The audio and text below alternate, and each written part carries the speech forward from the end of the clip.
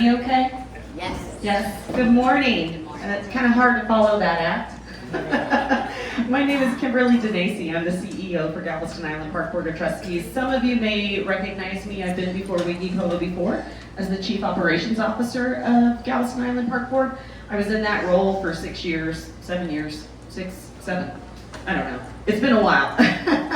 And moved into the CEO role at the end of 2023. I'm really excited to be in that role. Before I talk a little bit about what we're doing and what we have going on and answering your questions, I do want to introduce a few important people in the room that came with me today. Our chairman, Jason Hardcastle, sitting back there. Jason is a former city council member and currently serves as the chair of the park board and owns an investment business downtown. So if you're looking to do something fun with your funds, Jason is your man. Sitting next to him is Clarence, and Clarence is here from Seattle. I met him earlier, but on the other side of Jason is Vince Lorifus, and Vince is our Executive Director of Coastal Operations. So all the compliments that we received about the beach cleaning efforts, that falls in Vince's wheelhouse, as well as the beach parks that we support. And then across the table is this beautiful lady with the black jacket and blue shirt. Her name is Cheryl Rozier.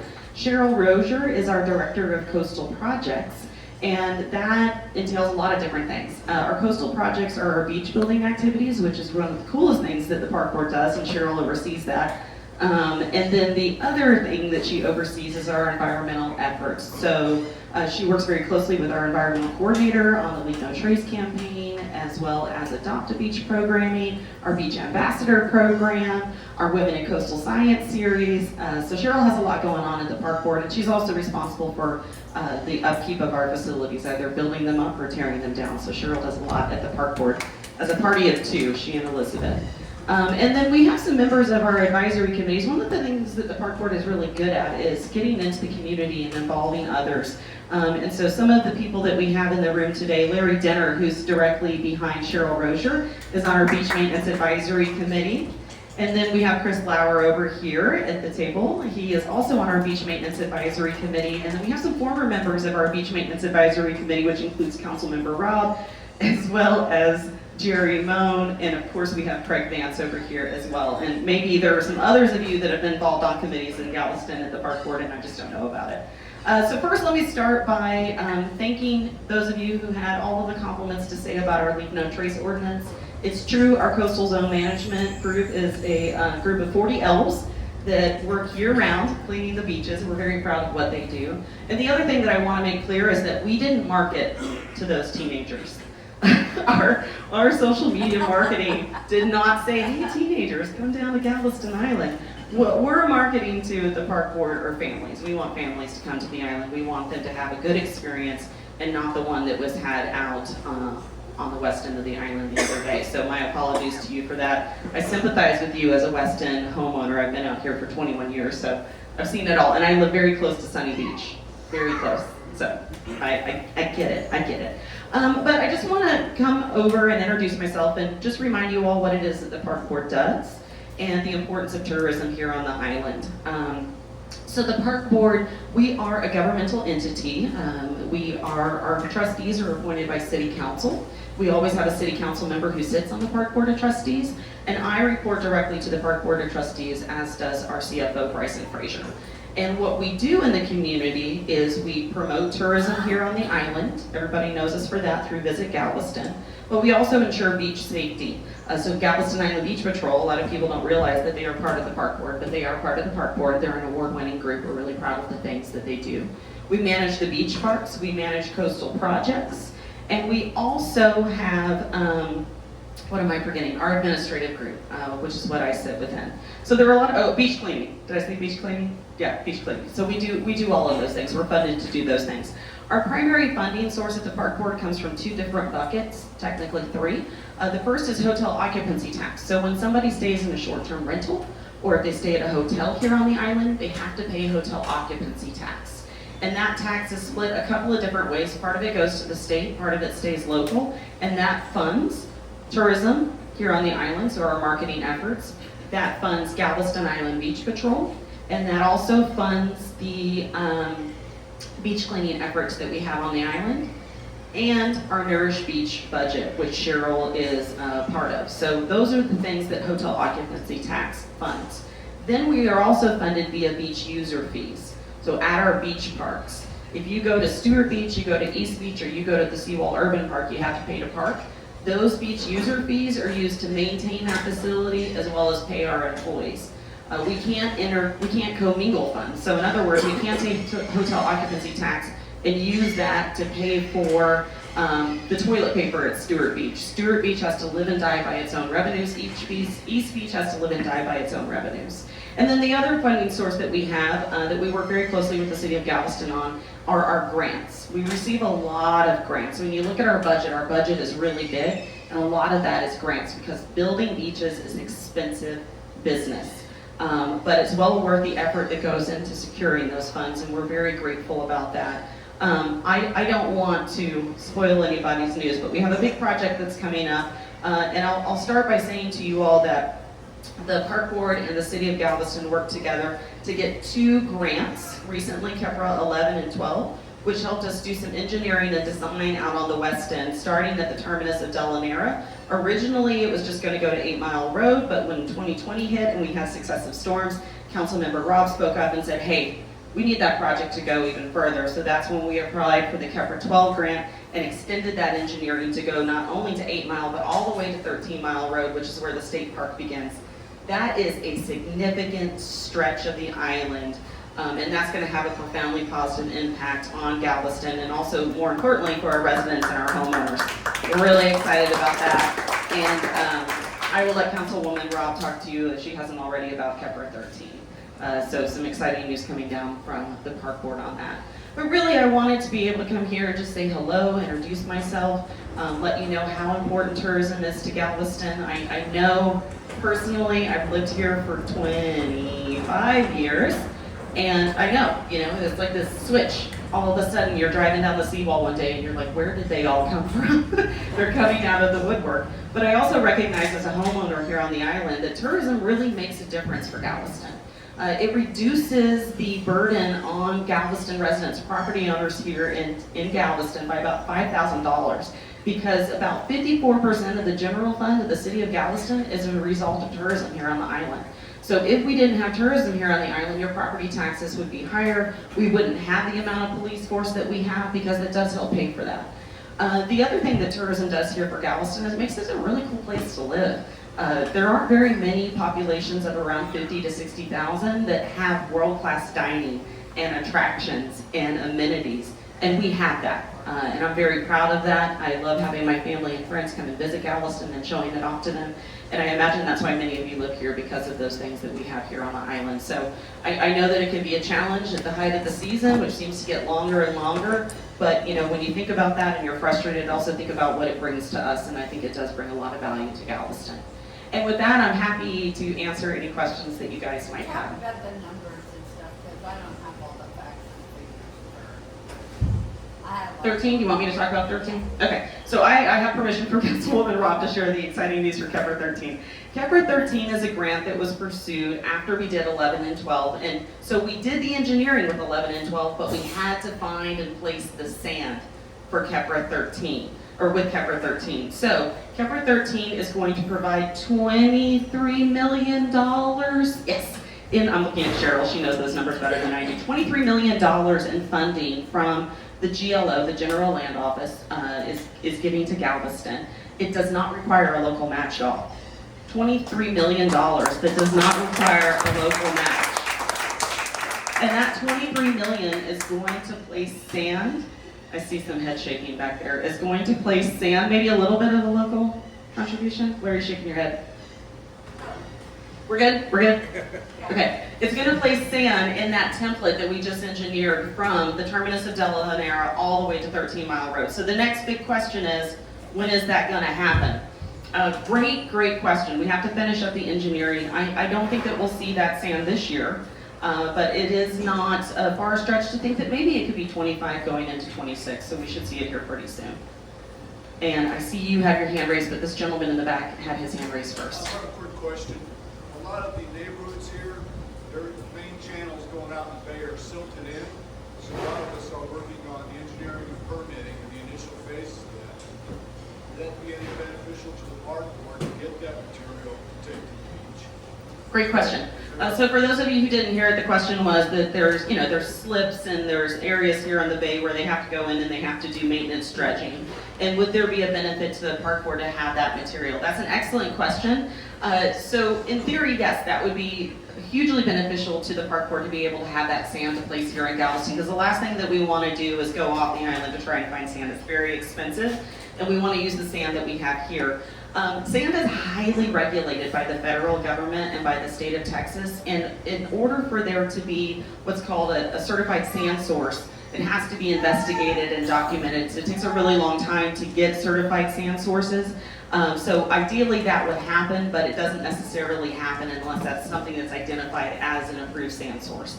The reason that that's important is that the flora and fauna, when you go onto the beach, if you take beach sand from Hawaii and you stick it on the beach here in Galveston, it's going to have a profoundly different impact to the ecology, to the plants that we see, to the animals that call it home. So that's why the federal government is so particular about that material and how it's used. But sometimes we see it used in some smaller projects that maybe a private property owner might want to put a dune or something of that description out. Yes, ma'am, you had your hand up first and then I'll see you back there. I'm a city councilman for the city of Jamaica Beach. How can we piggyback or get some of that sand? Okay, so the question that the council member from the city of Jamaica Beach had, that's a great question. We actually met with your city manager probably about a month ago, and we were having that exact conversation. The park board leadership met with him, and the question was, how do we piggyback off of each other so that Jamaica Beach can see some of these benefits? And I heard council member Rob talk about an MOU, a memo of understanding. We can work between our two organizations. If we already have the equipment, we already have those processes going on, we can work together with memos of understanding to come to an agreement where we can work together on those sorts of things instead of having to reinvent the wheel and increase costs and those sorts of things. Yeah, thank you. Yes, sir. Yes, so I'm a board member at Beachside Village and have been on it a long time. And we've also been in Galveston a long time and watched a lot of things happen, including Gary Patterson's still ironic. But when we get to the Kepra piece, it's going there because this is a public beach, right? All beaches in Texas are public beaches. My question is this: you guys used to clean our beach, then you stopped cleaning our beach because it was a private beach. So if it's a public beach and we're putting public money on it, help me understand why the park board is not continuing to clean our beach, especially with Sunny closing. We're going to get more people to come to the pocket park and go onto that beach. Sure. I would invite you to speak with Vince Lorpus after this meeting. We've never stopped cleaning the beaches out west. No, we don't clean Jamaica Beach and we don't clean the state park because they're not in our jurisdiction. But we're out there every day emptying trash cans. Depending on the time of year, we might do every other day. And then we're hand picking trash along the beaches. To go back to the original question, which is that, is it a public beach? Yes, the state of Texas has what's called the Open Beaches Act. And there's for more or less, if you think about your property line at your house, right? There's always that easement that the city or the county can come back and say, okay, eminent domain, we're gonna take that because we're gonna expand a roadway. The same thing exists on the beach. It's called the public beach easement, and that is public beach. Now, you may go into the Central Appraisal District website and see a map and it'll have a private name on the plot there. But that doesn't remove the public easement. So even if that land has somebody's name on it, the public still has the right in the state of Texas to recreate on that land. And therefore, yes, we are funded to maintain that beach. If you have specific concerns about that, Vince is definitely your guy. And I know he would love to come out there and meet with you on the beach and talk about the concerns that you have, because we don't want anybody to feel that we're not out there cleaning their beaches. And if you're feeling that, that means that we haven't done our job. And we want to do what we can to fix that. I know our community's paying for it, so I know the beaches are not being cleaned by the park. Did you have a follow-up? I'm sorry. No, I'm just saying, we pay for it. I'm a board member. I see what we do. The park board is not cleaning the sand on our beach. Okay, I would encourage you to talk to Vince afterwards, and let's see what we can figure out what's going on out there. Any other questions? Yes, ma'am. No question, but just a comment. I regularly walk the beach from Sea Isle down to the Holiday Resort, and I could definitely tell a difference. I mean, I used to have to zigzag nonstop on my walk because I pick up trash, pick up trash, pick up trash, and it's a clear difference that you all make. Thank you for that comment. And what I'll say to you all as well is we have a lot of volunteer programs at the park board. We have something called a beach ambassador program. So if you're already out there and you're already cleaning the beaches, that's just something that you do as your normal walk on the beach, and you want to get a little help with that or recognition for that, or you want to give back to your community, our beach ambassador program is a great way to do that. Cheryl Rozier oversees our environmental projects, and she would be the one to talk to. But basically, we deputize you to be out on the beach. We give you a vest, we give you information and toolkits to do that. And then that's valuable for us because it's a force multiplier, of course. We can't be everywhere all the time. But it also is a way for us to collect data about the types of trash that you're seeing on the beach. Because the types of trash that you see on the beach really helps us pinpoint where's the problem coming from. So, what I mean by that is if you see paper on the beach and it's dry, we know that that blew in or was dropped. But if you see a flip-flop on the beach and it has lots of holes in it and barnacles, we know that that came from offshore and is coming from the watershed.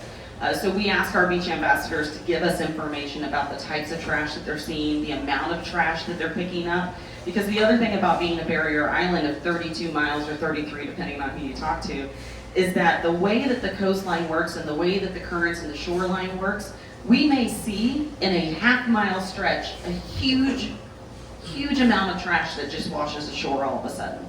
And you may not see that anywhere else, and it's just the way that the currents work. So by having that volunteer force out there, they can call us and say, hey, I don't know if you guys know this, but overnight we had a huge, and this happens a lot, a huge amount of styrofoam that washed in over the beach. Can you get some extra crew members out here? So if you're interested in that program, or if you just are interested in letting us know what you have going on your beaches, Vince and Cheryl are definitely the people that you want to talk to. Yes, ma'am. One more question. What was the deal with that casket under the fusion? What was the question? The question was, I would like to know the same thing. What was the deal with the casket that was on the beach? So that was one of our ghost tour operators, and good marketing effort on his behalf. I tell you what, it was a marketing ploy, and it worked. So we took notes for Halloween. Our marketing department did, but that's what it was. It was a marketing effort, and it just it worked really, really well. Yes, ma'am. So right now the posts that block off the parking area, half the trash cans are over the posts. Who put them there? Do y'all take them back off, or? Yeah. Right now there's a bunch of them on there. Yeah. So the question was, why are some of the blue trash barrels on the bollards that are out there? And that is us. And who puts them out there and who takes them back down? We put them out there and we take them back down. The reason that we do that is if we know, like we had last night, a major storm event coming in. So I went to my mother-in-law's for dinner last night on the East End. I come back home and all of my lawn furniture on my back patio was blown from here to there. Same thing happens with those trash cans. If they don't have any kind of weight in the bottom of them, then they have a tendency to get blown either onto your property, into our sensitive dunes, or worst case scenario, they wind up in the surf. And you all know what it's like just to pull your foot out of the sand when it sinks into the surf. Imagine that you have a giant open vessel that's taking on that water and that sand. So that's what we do. We monitor the weather every single day. Chief Davis monitors it for us. He says, hey, look, there's a large wind event coming in, or there's a large tidal event coming in. We need to flip the cans, and we will flip those cans, but we go back out the next day and they should be flipped. Now, if there's going to be successive events, we may not flip them for 2 days. And it's 32 miles, so that we have one crew that's working, that'll go back and flip the cans. It's taking a little while to make their way down the beach to do that. Excellent question. Any other questions, comments, complaints, concerns, compliments? You're doing a great job. Yeah. Thank you. How about a nice applause for the park board? Thanks so much, everybody, doing a great job. Got a few more things to say, Marie?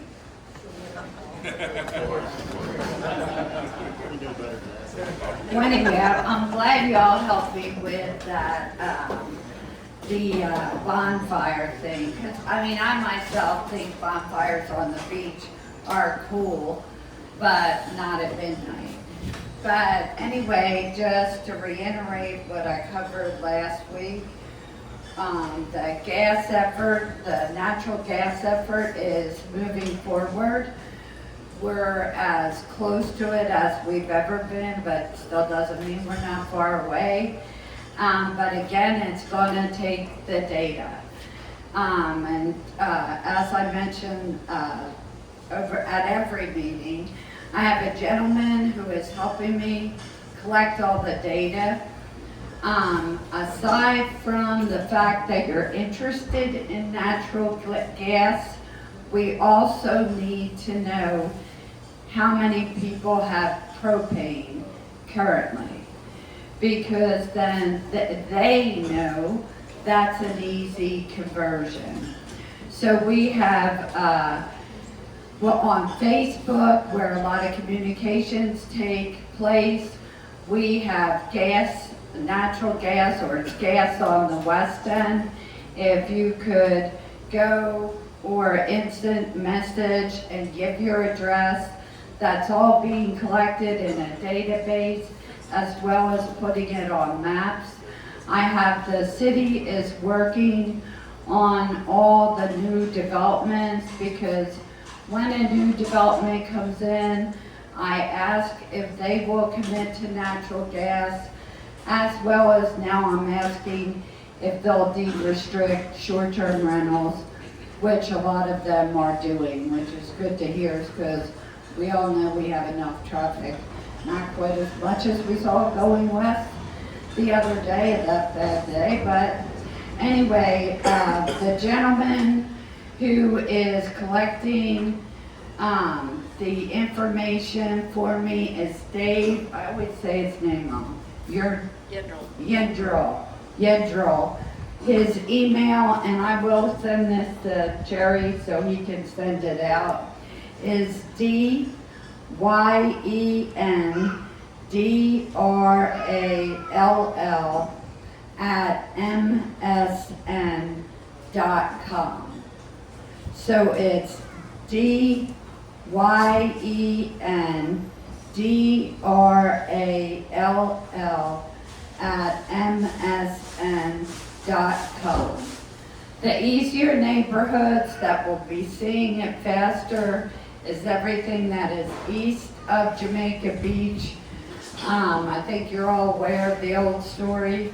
89, the gas company ran gas lines down to Jamaica Beach up until the freeze. No more than 20% of the people had converted. That's what killed it for all of us.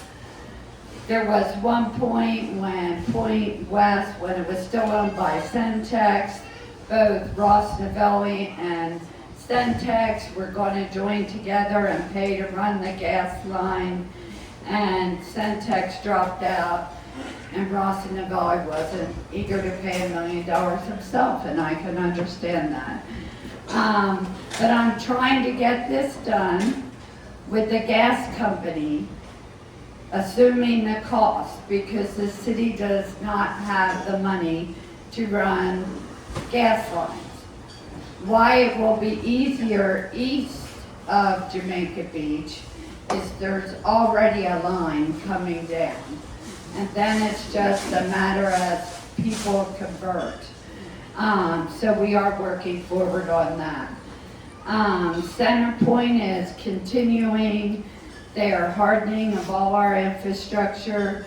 You see them working now every week. I'm so happy we have finally got them to that point. We have a great relationship with them. Our new guy, Ryan Dugan, I hope I kid him and tell him he's better than Keith. And he really is. He is really serving us well. The beach nourishment, there is currently a sand source that everybody should hope and pray on the west end that should be approved somewhere in the next 3 months, so that we will have an identified sand source for the nourishment, because that is key. So please keep your fingers crossed. As far as comments that went into it, I think there were something like 265 in favor and 4 against. So hopefully we will hear that that sand source is approved, which that'll be huge for the entire island. And I have to say, Kimberly being in charge of the park board is such a pleasure to work with. And our park board appointees, Jason sometimes, but the rest are great.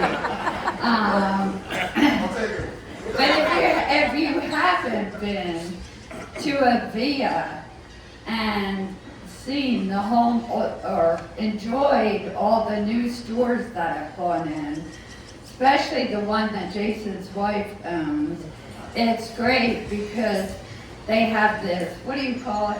Napa dispensers? They have Napa dispensers, They're amazing. 12 different wines. You could get 1, 3, or 6 ounces. You could tell I tried it. And it's good wine. It's really good wine. Like, not like the crap they have at the country club. We're talking good wine. They also carry 138 different wines and different things that you might not be able to get at a Seven Seas and you don't want to drive into town. Kimmy's Boutique is out there, and also the beauty bar that's opened by Dennis Bird's wife. And soon to open, which will be nice, is Buffalo Grill. Is opening a high-end, a fancier restaurant that faces on the water. So we're looking forward to the opening of that. This week on the 21st, we'll be having the groundbreaking for, I always call it different names, Rosetta Beach, which is exciting. That'll be a great addition to the island, and they are deed restricting short-term rentals, which I'm happy about. It'll probably be my next neighborhood. But anyway, we have a lot of great things happening on the West End, and we got to get this police coverage thing straightened out. And I think the council working together with the park board, we might be able to come up with some creative ideas how we can use some hot tags for beach coverage, because a lot of crimes stem from the beach. The craziness that went on this last week, many things that we've seen happen, we can't put that burden on our citizens. It just isn't fair. I know this will be the point that I would say, Peggy, anything I'm forgetting? But she's not here today. But I am going to do one more thing, and I'm going to ask you to say some prayers on Monday, because I have a little biopsy that I think is 85% not cancer.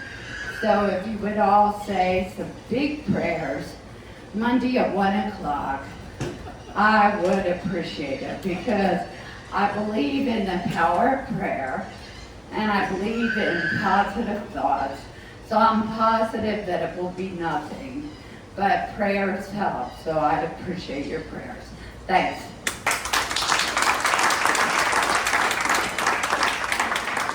Thank you, Marie. All right.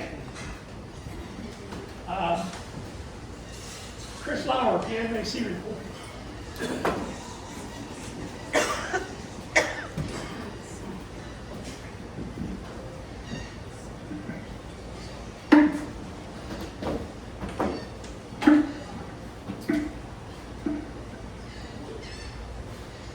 I don't know, having the park board here kind of takes up everything out of having the our BMAC notes. Natalie Bell was there with the State Coastal Resources Department, and she was discussing the beach maintenance reimbursement program. The city of Galveston did not receive any funds from this reimbursement program. It's only $729,000 a year. It sounds like a lot when you spread it over all the counties along the Gulf Coast. It kind of spreads out pretty quick. The main reason for that is the amount of hot tax that Galveston receives is not all spent on or they don't spend it all in the entire time for the beach maintenance and cleaning activities. And so because of that, all the additional funds that go in, there's no need for additional reimbursement after that. So they kind of said, well, you can keep applying, and they're committed to keep applying in the future, but as of right now, they're not getting any of that funding moving forward. The sargassum forecast was given out by Dr. Howell. The floating seawater that's been identified out in the Gulf right now is in large volumes in the Caribbean, but based on the current forecast, looks like may just stay over there and it's not going to come into the Gulf. So we're currently looking at a 1% chance of seaweed inundation on our beaches, which is a pretty good thing for us to continue looking at. I will put a link to the website. It's sargassomonitoring.com. If you want to ever go on and just kind of double check any additional notes on there. Other than that, Melody Smith was out there discussing Visit Galveston and the increase in tourism to the island. They do this by hosting different writers and influencers from across the U.S., as well as different organizational groups like the National Tourism Association. They kind of pull together various excursions and present, different ideas across the island, including sustainable tourism, which I thought was kind of a cool idea that you see down here in Galveston. You don't always see other coastal communities. Other than that, they talked about the beach nourishment program from Delaware Park down to 13 Mile Road. Seems like every time we hear it, it gets pushed back a little bit further, but it is looking like it's moving forward, and that it could be implemented as early as 2025. Last thing that we discussed in the meeting was more just beach signage that's being updated along the beaches to include what to do with injured or deceased wildlife, the warning signs for nesting birds over on the east end, as well as some of the signs designed by kids as part of our splash program. So be on the lookout for new signage on the beaches. It'll be pretty exciting stuff. That's about it. Hey. All right, well, our next meeting's going to be April 20th, and we'll probably have it here. I do have a thing down for Marty Baker tribute. I don't know if any of you knew him or not. He passed away about 3 weeks ago, but he was one of the founders of the West Galveston Island Property Owners Association. This is our 25th year of operation, so we've been around for a while. We're getting greater and greater. So, anyways, if there's nothing else, any other questions or anything? Doug and Sean, always great to have you. Always great to have you. Great. Thank you very much. Thank you again.